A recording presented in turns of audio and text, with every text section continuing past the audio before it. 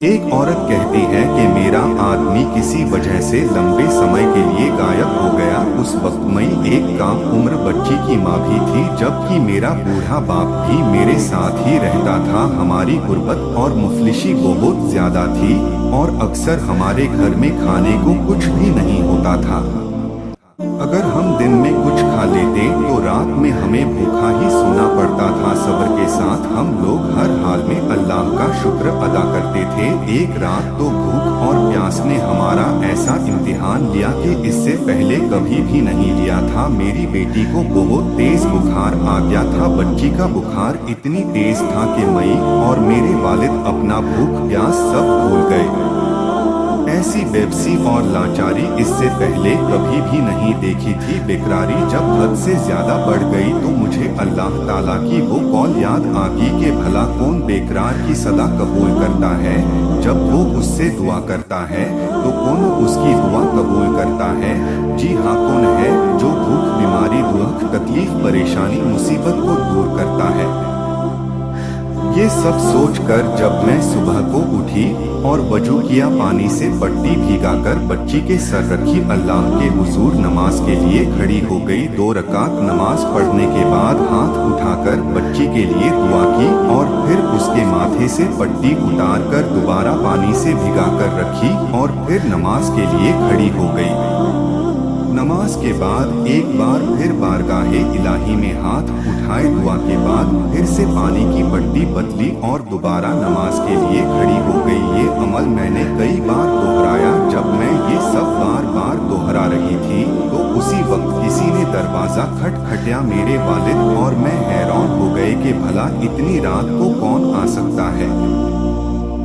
मेरे वालिद ने पूछा कि दरवाजे पर कौन है, तो बाहर से जवाब आया कि मैं डॉक्टर हूँ। ये सुनकर मैं और मेरे वालिद एक दूसरे को हैरान होकर देख रहे थे और सोच रहे थे कि भला इसको किसने बुला लिया। फिर मेरे वालिद ने जाकर दरवाजा खोला। डॉक्टर ने आते ही पूछा कि मरीज किधर है। हमने सादगी से बच्चे की तरफ इशारा कर दिया। डॉक्टर ने बच्ची को चेक किया, फिर कागज पर दवा लिखकर मेरे हाथ में रखते हुए बोला, लाइए मेरी फीस लाइए, मैं अब चलता हूँ। मैंने धीरे से डॉक्टर से कहा कि डॉक्टर साहब, मेरे पास आपको देने के लिए पैसे नहीं है, बल्कि हमारे घर में तो कई दिनों से खाना भी नहीं है।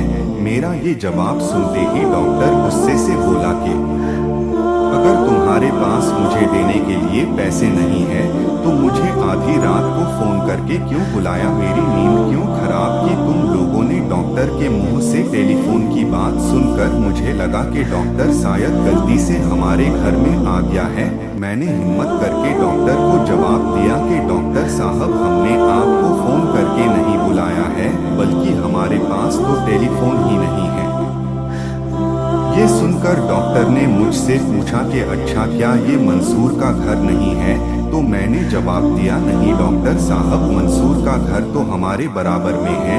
ये सुनकर डॉक्टर थोड़ा खामोश हुआ, फिर हमारे घर से निकलकर हमारे पड़ोसी के घर चला गया और हम शर्मिंदगी से खामोश बैठे रहे। थोड़ी देर ही गुजरी थी कि वो डॉक्टर एक बार फिर हमारे घर में आ गया।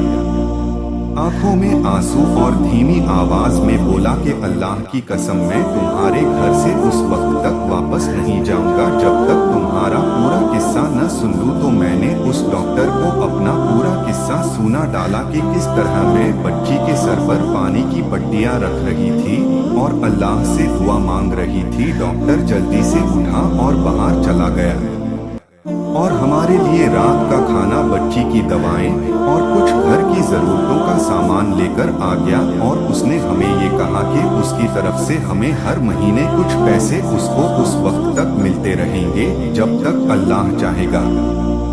जी हाँ, ये अल्लाह पर भरोसे की कहानी है।